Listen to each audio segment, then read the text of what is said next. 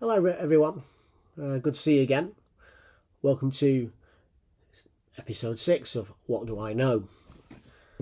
I'm going to be dealing with the period here of specifically July 2020 and August 2020 because I feel to go any further than August 2020 would lead to a confusion, and that is what I don't want.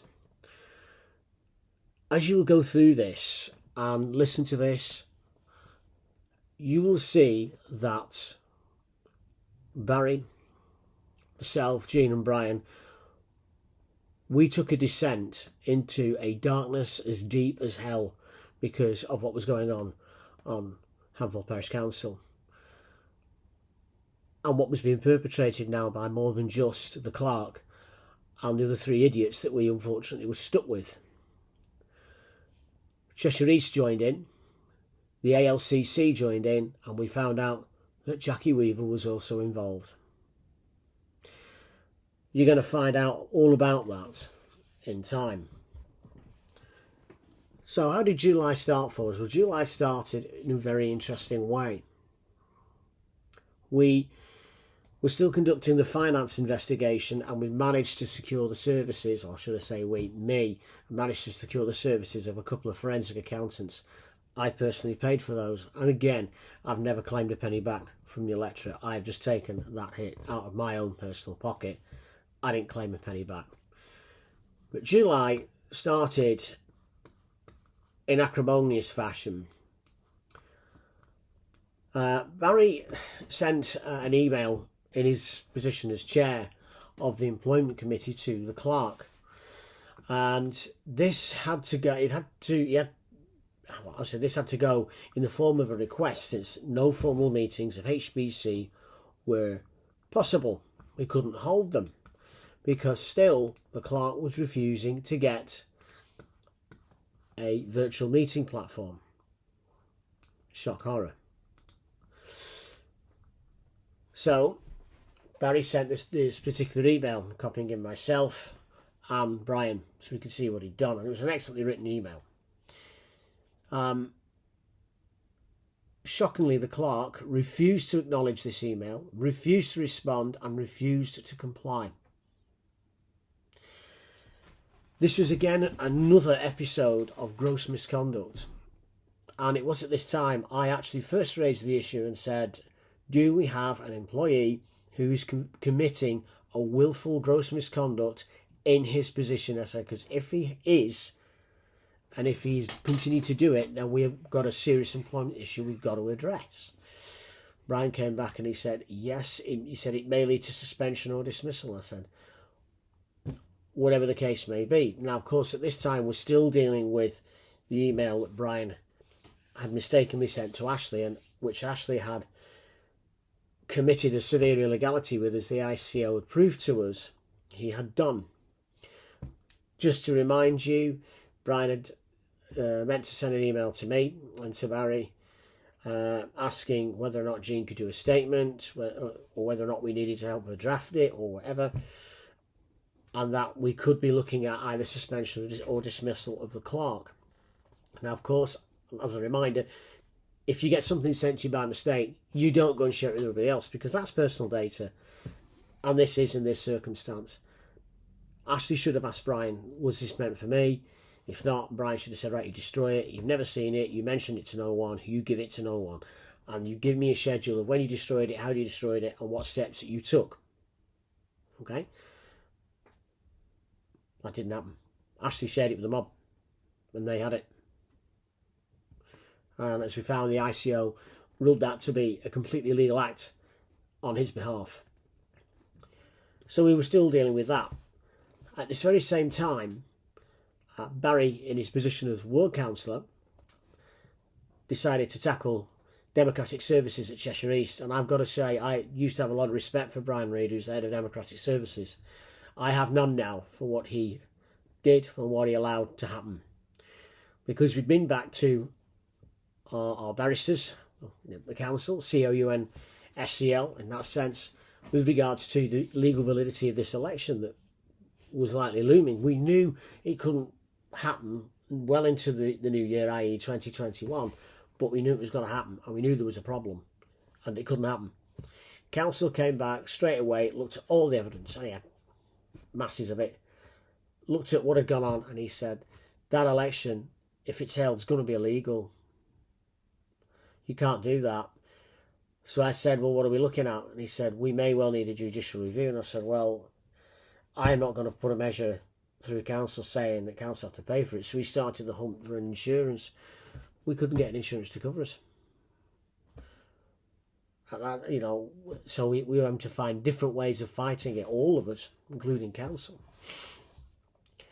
CC Democratic Services refused to cancel the election, saying that the clerk had acted lawfully, despite the fact we'd given them all the legal advice, had everything back from Parliament saying that the clerk had acted illegally and that Jean was still a councillor and that the election should not be taking place. Cheshire East ignored that, and so did the then monitoring officer, a lady by the name of Bakewell. I was very disappointed with her. She subsequently went on to St Helens, and, well, I'd say I wish her all the best, but she left us in a mess. And my sound belief is, and I will never change my mind on this one, she did it because she knew she was leaving and she didn't want any hassle. So she took the easy way out, which is, I have to say, very recklessly negligent in any event. So as we're dealing with this, we then get an email from the Association of Local Council Clerks, the union that represents clerks. They say they're acting in defence of Ashley. Oh, really? And their email from their operative was sent to Councillor Berkeley as the chair of the Employment Committee, and I saw it and Brian saw it, and I have to say we also did forward it and gave Jean a copy, and it was, none to say the least, it wasn't just offensive, but I'm going to say this, it was incompetent. It had no grasp of the law, and it was also quite clear that no meaningful investigation of what the clerk had told them had been conducted. What should have happened is an introductory letter should have come saying, look, the clerk's approached as regards this, what's going on? We didn't get that. What we got is, you're wrong, you know, do as you're told. Well, no, we weren't doing that, because we knew we were right, correct. And we were following the law. We were not going to have somebody shooting a mouth off. So we did a brief response back, very polite, short one, saying, look, you're wrong. This is the situation. We're sorting it out. We get another one telling us we're completely wrong. We don't know how to apply the law. So I said, right, Barry, I'm going to do the response back to the ALCC for you. And I wrote it. And to say it was a stinger, we'll put it lightly, it was more than a stinger. It was looking to secure a TKO, a total knockout, and it did. Because the response we got from the ALCC, which led to me drafting this response, and Brian added an excellent piece about Jean and what had actually happened, it was pathetic, their response. They'd said that the clerk had applied, it acted lawfully. Well, he hadn't. We've got advice now from NOUT, which has now been confirmed by our council as being right, confirmed by Parliament as being right, that the clerk had actually acted illegally. They claimed in that response as well that the clerk had spoken to NOUT, he'd spoken to Chalk, and he's got advice of CEC. Well, Barry nobbled CEC, and CEC provided the evidence to say, he never contacted us other than to tell us this vacancy, which is now in a hot dispute, has arisen. So we knew that was a lie. So no advice had come from Cheshire East. None. I was the one who was asked to contact NELC. And I contacted NELC and they were great. And I said, he ain't contacted us here. He hasn't. And they were thorough, really thorough. And I want to say again, from the bottom of my heart, thank you. You were terrific. You really helped us.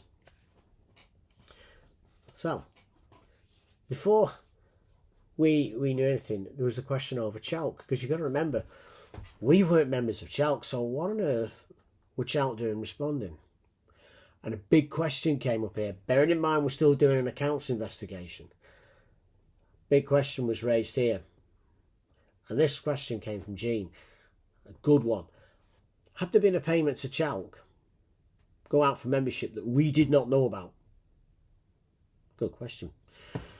So I said, right, we're going to have to get out every scrap of accounting documentation we have got, October, November, December of 2019, to see if that has happened. But I gave the warning, as you'll see, because I will do a special about the accounts.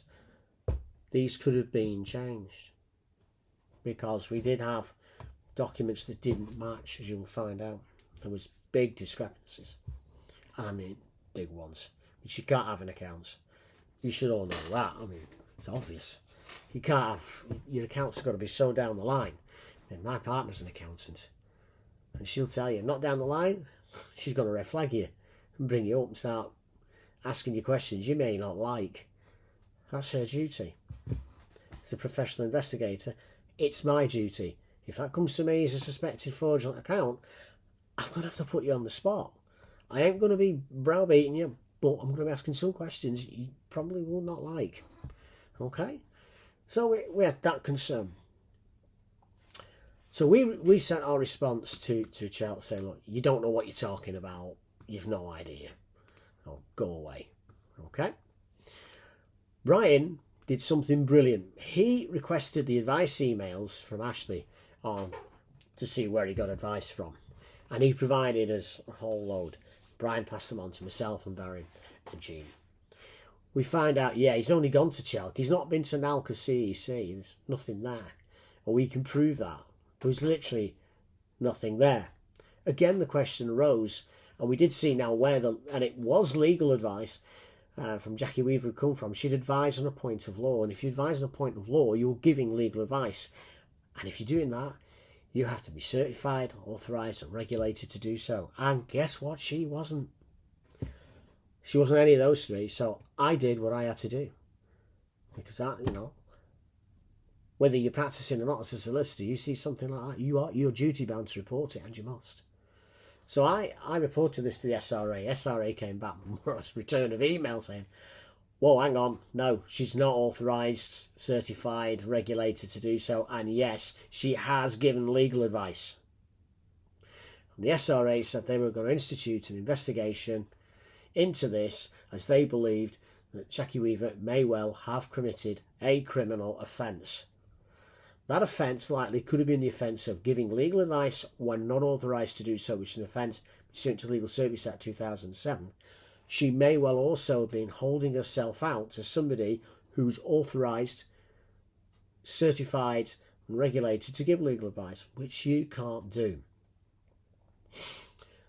I got a preliminary report back from the SRA with regards to this investigation saying that their preliminary decision was that me reporting this was correct and that they were going to follow it up and they would be in touch with me as soon as possible. I reported this back to everybody else on our side and said, look, there's big mistakes here. But again, that question arose. How can we get a response, or the clerk get a response from Chalk when HBC is not a member of Chalk? We looked back to October 2019 and sure enough there was a motion there on the agenda that HBC should again become members of Chalk. That motion failed 4-3. We voted against it.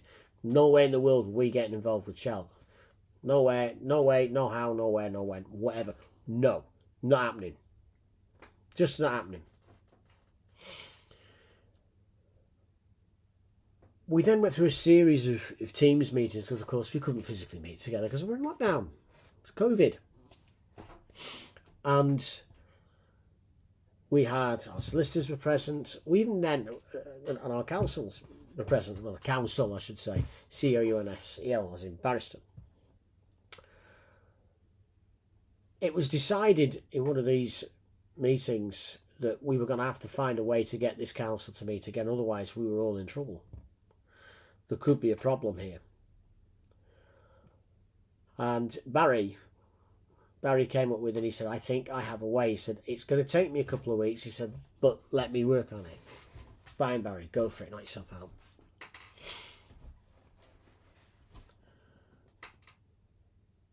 At this time as well, in the middle of July, I received a phone call from a West Ward resident, my ward, playing out about an email I sent him, and I said, Where's it come from? He said, it's just come from your parish council email account. I said, hang on, you can't have. Ashley's told me, and I have it in writing, that's closed. It was closed back in January. I don't use it. I said, I use my Yahoo one. Oh. I made a note of this. I thought, what's going on? He even read the email out to me and said, do you think that's the kind of language I would use towards you? And he laughed on the phone about, no, it's not. He said, you've not sent this, have you? I said, no. I said, but I want you to do is scan that email or download it as a PDF. I want you to forward it to me. I want to see that. I want to see what's going on here. I said, something funny's going on here. Because what he'd emailed me about was the annual building site and what was going on there, because it was coming up near to the back of his property. And suppose he got this snotty email back from me. I'm like, I never sent that. That's not come from me. That's nothing to do with me. I got me thinking, what the hell's going on here? Is an email come from an email address that I've been told was shut in January. So how the hell's an email come from it? Bizarre. Go on another 4 days, I get another phone call like that, followed by an email saying, how dare you send me this email? It's a copy of the email, and it's come from that email address to another Westwood resident. And I said, I never sent that. So I rang the lady up. I said, I never sent that. I said, now, yours is the second occurrence inside a week. I said, I'm going to have to look into this and find out what's going on. Well, I knew the problem was at the time, if I'd started asking questions of Ashley, I was confident by this time because of the way he was behaving, I wasn't going to get the answer.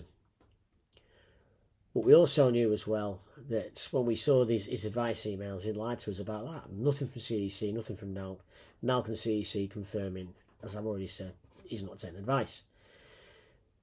But we looked at the email he'd actually sent to Jackie Weaver, and he'd even lied in that. He'd actually said in that email that that Councillor Thompson had not attended a meeting since November 2019. And the way you read that, it makes you think, oh, she's missed that meeting.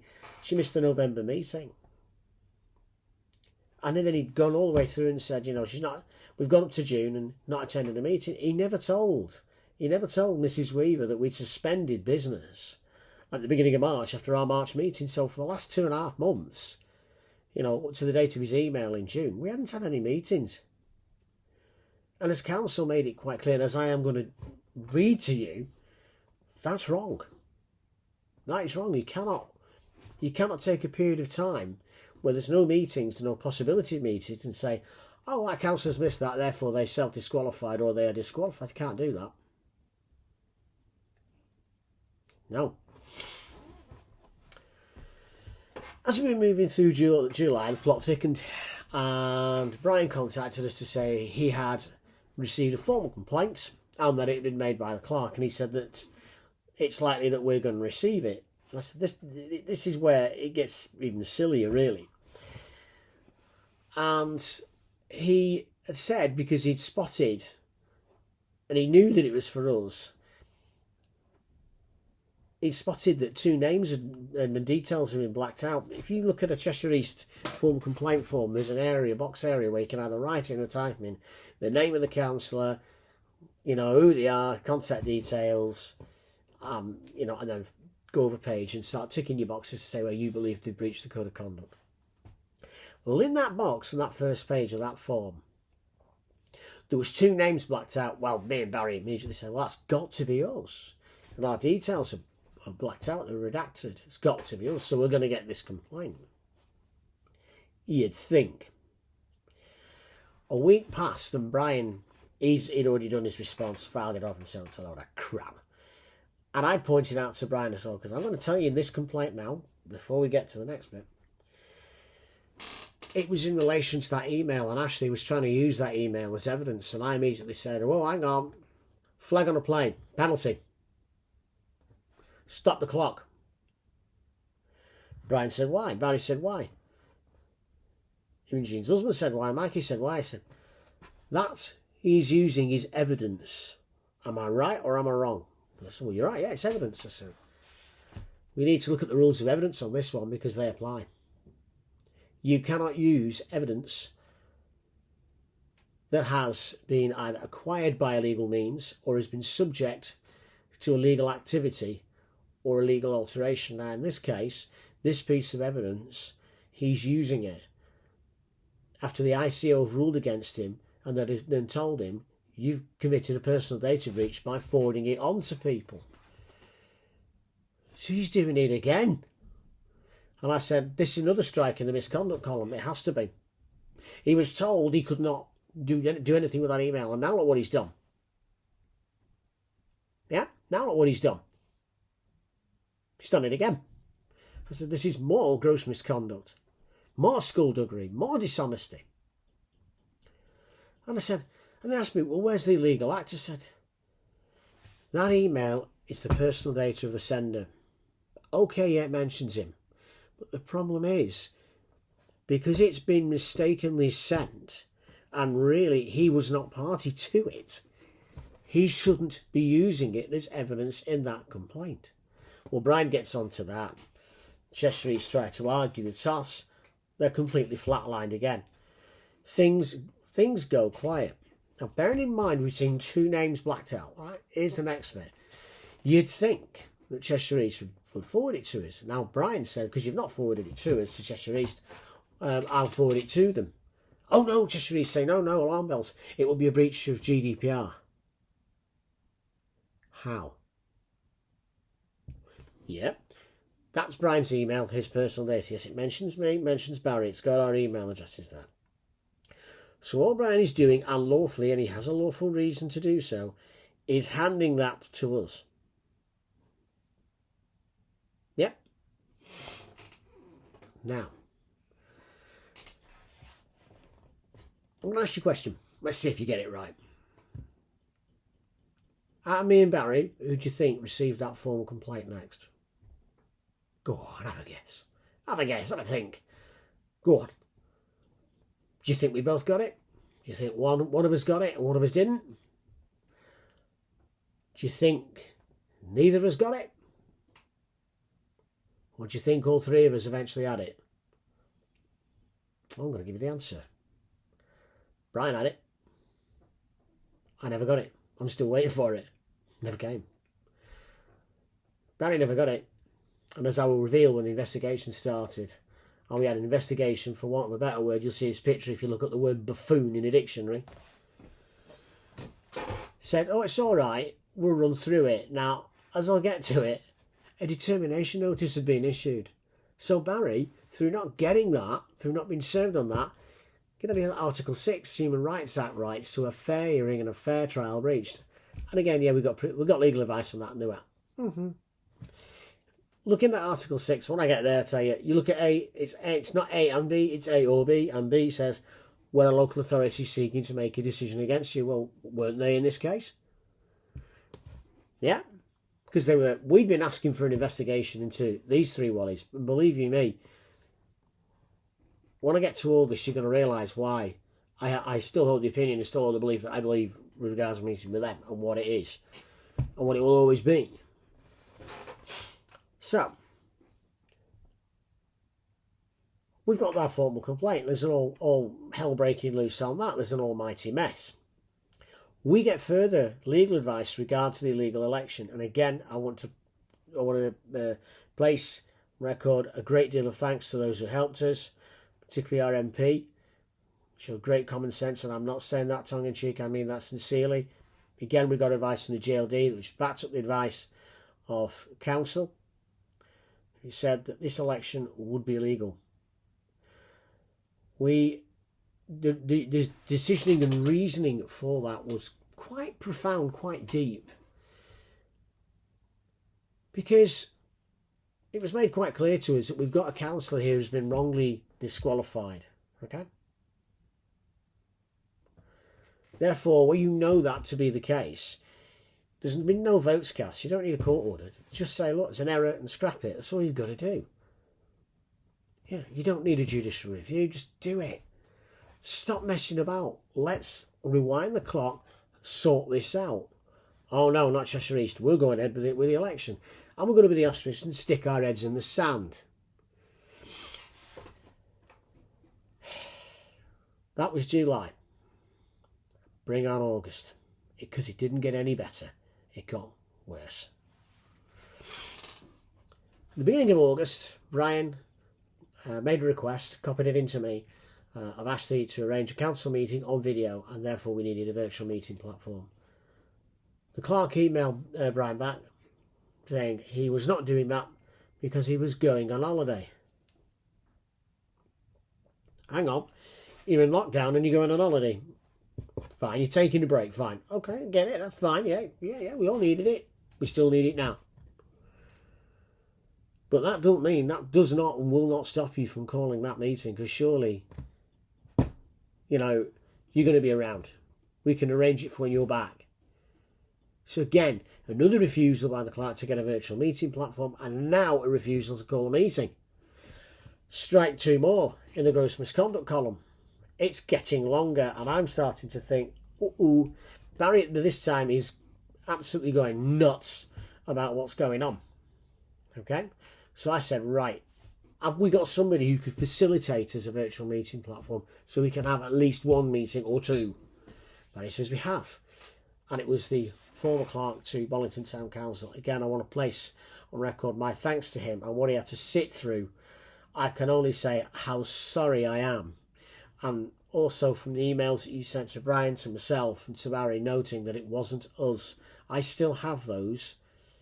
And I really greatly appreciate your kindness, your honesty, and your professionalism. I greatly appreciate that. Now, beginning of August, Barry and myself sent Brian two requisitions for a meeting of the Employment Committee and full council. One to take place 25th of August, one to take place 27th of August. We managed to do this at the right time. I think we had a little bit of luck on our side, because 2 days after our requisitions went to Brian, the three idiots sent their own requisitions. So Brian advises them that myself as Vice Chair and Councillor Birkle, we've got ours in there first. But then he will aim to strike a balance between the two sets. Of course, there was an agreement that the Employment Committee must be held as chaired by Councillor Birkle, as he's the chair. And he also agrees to call an extraordinary meeting of full council, which was to take place 27th of August. I then get to report to Barry and Brian and to Jean that the finance investigation is now complete, but that, and this is the serious note, severe irregularities have been found which need to be checked as being correct. I said I will report back either the following month, that being September 2020 or October 2020. It was at this point I forwarded it on to the forensic accountants for checking. I'd also had another investigator on it, and she'd gone through it with a fine-tooth comb, and she'd agreed with my findings completely. So we get to the 25th of August, and we note on that morning, we had a Teams meeting that morning to make sure everything was all right for that evening, and the Employment Committee meeting, that we'd not had a response from the LCC, and we believe that was a dead duck, dead in the water, finished, done. Okay? Now, the Employment Committee meeting present, obviously we'd got the former clerk of Bollington Town Council to help us, and again, I'm so grateful to him for doing this. Present at that meeting is obviously Barry as the chair, me as vice chair of that committee, Brian, Jean and Cynthia Sampson. As the meeting's about to start and Barry is doing all the introductory bits and pieces, Cynthia Sampson cuts in and says, "Excuse me, Chair, there's a member of the public at this meeting." Well, Barry was furious, rightfully so. There was no member of the public at the meeting. Jean was there and a rights counsellor. Barry allowed me to say a few words, and I made it very clear there's legal advice here which will be read out and shared to prove that Councillor Thompson is still a councillor. Okay. Jean also declared that she had an interest in these proceedings and that it would be inappropriate for her to remain, and she left the meeting. I then read the operative part A containing the legal advice given by counsel, and I unveiled the whole thing. There was a bit of a back and forth going on. Cynthia Sampson would not recognise it, which I thought, and I've got to say this, I thought that was massive maturity on her behalf. If I'd have been in her position, even though I didn't like it, I didn't want to hear it, I'd have said, right, okay, I'm not in support of it. I won't vote to accept it, but, or I might say I would normally not vote to accept it, but I'm going to abstain because I've heard it, and I think this should now go to full council. Would have been far better by saying, I don't accept it, so I'm going to vote against it. Fine, you vote against it, you're outnumbered 3-1, and that was the situation. And as we all know in councils, votes are the things that count, nothing else. It's votes that count. So, the Employment Committee voted to accept this advice, and it was confirmed that each councillor would receive a copy of this advice with the proviso that it be kept strictly confidential and that no outside parties be contacted other than legal representatives. And if the legal representatives to be contacted, it has to come through those who instructed them, either myself, Brian or Barry, and in this case as well, Jean. You'd think that would be enough, wouldn't you? Not with Renton Mob. As on the 26th of August, Barry was contacted by Cheshire East about the Employment Committee meeting, and he alerts Brian, as chair of the council, and myself to a breach of confidentiality. We immediately contacted council, and he advised us that we can waive privilege, but to only part A. There's a part B in this, and that was personal advice to Jean, myself, Brian and Barry. Council also said that if we have any concerns over the sanctity of the document, to minute the operative paragraphs. Right, fine. So we took that. This option was taken by Brian, myself and Barry. We were only going to minute the operative paragraphs when it came to the full council meeting. Now, the full council meeting again was done via Teams, thanks again to the former clerk of Bollington Town Council. Now, this is going to be the final part, and this is where this probably make you sit up and go, whatever you want to put after that. Okay. At this particular meeting, we sped through the part A bit. That was easy. At this meeting, HBC formally voted that in the light of the legal advice received from council, that the disqualification of Jean Thompson is invalid, and there was a whole set of instructions put down for the clerk. Before I get to those instructions, there was a bit of an argy-bargy. Okay. And what I'm going to do now, and I promise you this, I will read out the two operative paragraphs of this legal advice, and here they are. Paragraph 1, this is what council says. I am pleased to advise that the authorities on this point are clear. If no meetings are held in the relevant period, there will be no failure to attend a meeting. And he quotes here paragraph 289 of volume 69, 2018, publication of Holsbury Statutes of England and Wales, which have not changed this year.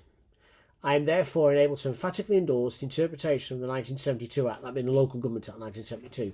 The decision to suspend council meetings due to the COVID-19 pandemic stopped the clock for the purposes of the Act. Paragraph 2.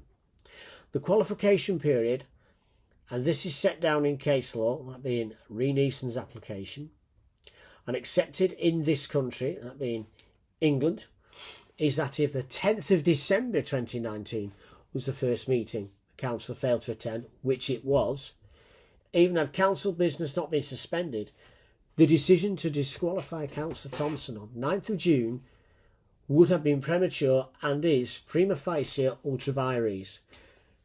For those of you who don't understand that, prima facie ultra vires is Latin for saying on the face of it is outside the authority or outside the scope of the power of. In other words, it's illegal, it's wrong. Now, at this point, Councillor Smith jutted in, yeah, Johnny, here he is again, on his high horse, and he says he's got legal advice. Well, that's primed. I thought, I'm pretty feeling you might do that. Yeah. And he came out with a statement before he went on with his legal advice, stating that, asking why the QC, right? Because I'll do his legal advice first. So he got this legal advice, and it came from 11 KBW Chambers, except it wasn't advice. It was a general opinion article, which he'd just gone and printed out. And I will say altered, as I found out. It was altered. So again, another document, for what a word, he's forged the document. It's committed forgery. It's a false instrument. That's fraud. Whether you like it or not, he's trying to deceive us with it. It didn't work. No. He actually questioned why, from that document he'd got, where the QC had stated that the dates contained in the Neeson case are not relevant in England. Well, there was no dates in the Neeson case other than those in the facts. You've got to look at the application of law. You've got to look at what we in the legal profession call the dicta, i.e. the judgment. And if there's a test set down therein, which there was here, the dates you've got to take are the ones from our facts, not the ones in the case. Okay? He was trying to pontificate, saying, who should Handforth believe? Because clearly his advice is at odds with mine. Well, because you'd stuck it on the screen, John, I knew yours wasn't advice, because advice would have advice written on it or opinion. In this case, advice, because that's what counsel was instructed for. Okay? I rightfully said that we were not aware of any instructions that John Smith or Cynthia Sampson Seymour had given to counsel. And I said that the actual circumstances of our position were critically important. Smith then said he felt that in the absence of having a copy of the instructions being given to the barrister by some members of HBC, the absence of actual opinion being filtered through myself was unacceptable. And I said, this is not opinion, this is advice. And the facts are well known to counsel. None of these three would get it. And they bickered and bickered and bickered. This is where Barry came in. He advised that the barrister's opinion would have been presented in full to this meeting tonight, on that night, but that we had been prevented from doing so because of the confidential information leaked from the Employment Committee to Cheshire East Council. Councillor Smith said that the clerk had cited the barrister's opinion or the case against him. And I said, not at this time, because we had to assess it. I said, he will in due course get it. And if he behaved himself, if things had not happened continued as they did, he would have got it. Okay?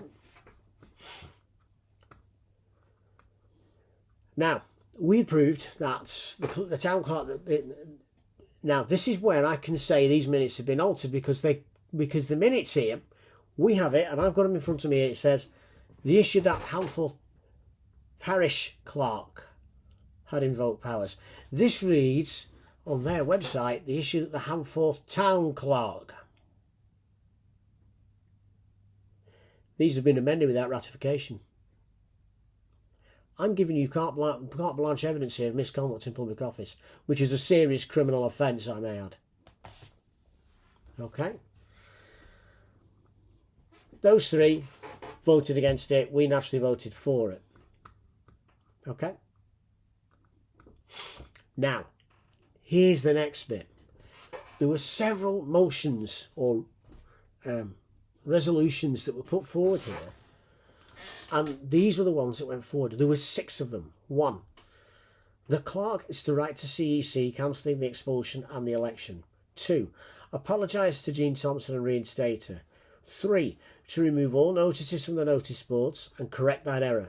4. To place a notice noting that there was an error and that there is no vacancy. 5. That Jean Thompson is invited to every meeting from this point on. And 6. That the Employment Committee can act to investigate and take steps it deems appropriate should these provisions not be followed. Even though those 3 voted against it, that was accepted by the council. Now, I'm going to show you something. This is what's in the minutes, the official minutes. This was not what was ratified. These minutes have been changed. 1. The motions say that in the light of the evidence obtained concerning the actions of the clerk, in informing Councillor Jean Thompson that she no longer holds her position as a member of Handforth Parish Council, so we got that one right, without obtaining proper legal advice, the clerk be instructed to A. Withdraw all notices to the effect from the notice boards in and around the village and from the HBC website. Right, I'll have that. B. To announce in the same places as an A above that the notices were posted in error. 2. I'll have that. C. To notify Cheshire East Council Democratic Services that a casual vacancy does not exist in Handforth Parish Council. Yeah, I'll have that. 3. D. To furnish a written apology for his actions to Councillor James Thompson. I'll have that. 4. Paragraph 2. That the Employment Committee be given full authority on behalf of Handforth Parish Council to conduct an independent-led investigation into matters relating to Handforth Parish Council's clerk. Full stop. Have you noticed if there's anything missing there? What about is to make sure that Jean is invited to all meetings? Where's that gone? That was in what was ratified. What about the final bit? The final bit, which I'll remind you, right? That the Employment Committee may also take steps it deems appropriate should these provisions not be followed. Where's that? Why has that been taken out? Well, I think that's going to become apparent with the claim that when we suspended Ashley, we acted unlawfully. Clearly, we didn't. I've got my minutes here, the ones I voted on and ratified when it came to council. Those are not the ones I ratified. They don't match. So somebody has changed them. The clerk has also been referred to as the town clerk. So there you go, is the change, because it says parish clerk in the ones I've got in the ratified minutes. So somebody has changed the minutes. And I'm going to say this, from that meeting in August, when we had a Teams meeting the following day, I said to Barry and Brian, I said, having meetings with them, I said, it's like coming into a nursery. I said, we're the adults. They're the babies. I said, seriously, it's like having meetings with babies. I said, I'd probably get more common sense out of a baby. You know, and I said, that's how I felt, and it really made me feel like that. But August wasn't finished. Because what I did, I contacted 11 KBW chambers, and that QC, he'd be a KC now, his clerk, and I said, that's been altered. So I told him what had happened. Lo and behold, that document was withdrawn from public circulation. Cheshire East respond as well, saying, well, we got one, the clerk Ashley did inform Democratic Services that no vacancy exists, but then we got a stupid response from Cheshire East stating, and this is from the monitoring officer, there is no formal provision for stopping this election,